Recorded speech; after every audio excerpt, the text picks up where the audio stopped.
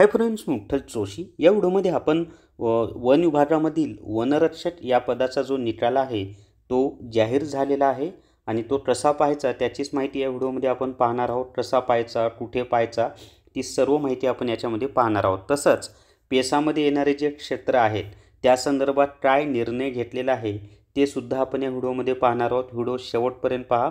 या व्हिडिओला सर्वांनी लाईक करा, शेअर करा आणि Vitthal Joshi YouTube channel subscribe करा।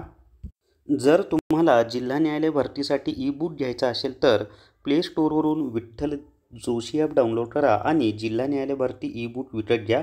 याच्यामध्ये 2018 मध्ये झालेले जिल्हा व सत्र न्यायालयाचे 23 पेपर दिले, तसंच जो काही नवीन सिलेबस आहे त्यानुसार सर्व माहिती दिलेली आहे। तर आता या ठिकाणी पहा, ही जी वेबसाईट आहे या वेबसाईटची लिंक मी तुम्हाला विठ्ठल जोशी हे जे माझं टेलिग्राम चॅनल आहे त्याच्यावर उपलब्ध करून दिलेली आहे। तिथे जाऊन त्या लिंकवर टच केलं की डायरेक्ट तुम्हाला हा इंटरफेस दिसेल। इथे गेल्यानंतर या ठिकाणी पहा, वन विभाग भरती प्रक्रिया लॉग इन म्हणजे असा इंटरफेस दिसेल। तर त्याच्या खाली काय दिलेलं आहे, वनरक्षक पदाकरिता ऑनलाईन परीक्षेचा निकाल असं स्पष्टपणे त्यांनी दिलेलं आहे।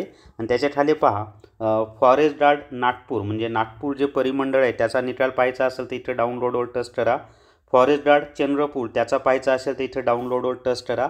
तसंच इथं हे जे 18 परिमंडळ आहेत त्या प्रत्येकाच्या पुढे तुम्हाला जो कोणता पाहायचा त्याच्या पुढे डाउनलोड करा। समजा मी इथं आता डाउनलोडवर टच करतो नागपूरच्या, तर इथं डाउनलोडवर टच केल्यानंतर PDF डाउनलोड होते आणि मग ती आपण मोबाईलमध्ये ओपन करू शकतो।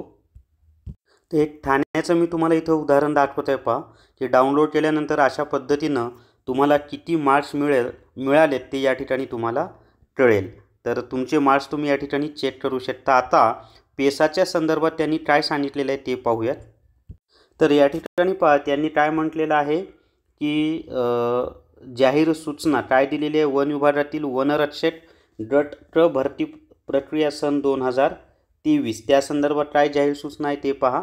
आणि 5 जानेवारी 2024ला हे टाईप झालेलं आहे।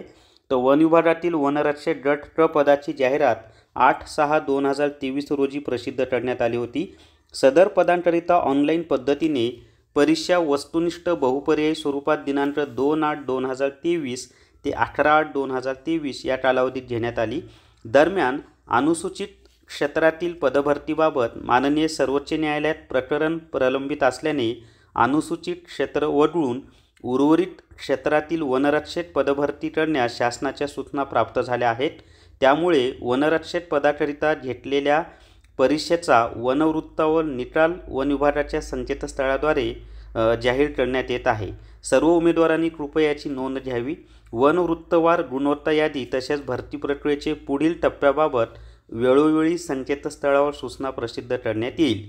सदर निकाल माननीय प्रधान मुख्य वनसंरक्षक महाराष्ट्र राज्य नागपूर यांच्या मान्यतेने जाहीर करण्यात येत आहे। म्हणजे मी तुम्हाला एक साधं सांगतो की जो पेसामध्ये जे जिल्हे येतात ना त्यांचा निकाल हा माननीय सर्वोच्च न्यायालयाचा पेसाच्या संदर्भात निकाल आल्यानंतर जाहीर केला जाणार आहे। तुम्हाला आता मार्क लिस्ट फक्त पाहता येईल तुमचे मिळालेले गुण, पण पेसामध्ये जे जिल्हे येतात त्यांचा निकाल आता लावला जाणार नाही, फक्त गुण पाहता येतील।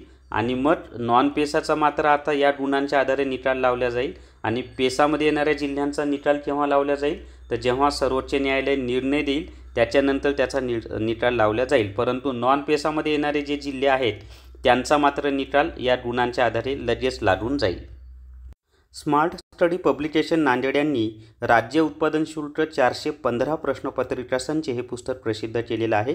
याच्यामध्ये एकूण 10,555 प्रश्न दिले, तसंच गणित व बुद्धिमत्ता चाचणीच्या प्रश्नांची उत्तरं स्पष्टीकरणासह दिलेली आहेत।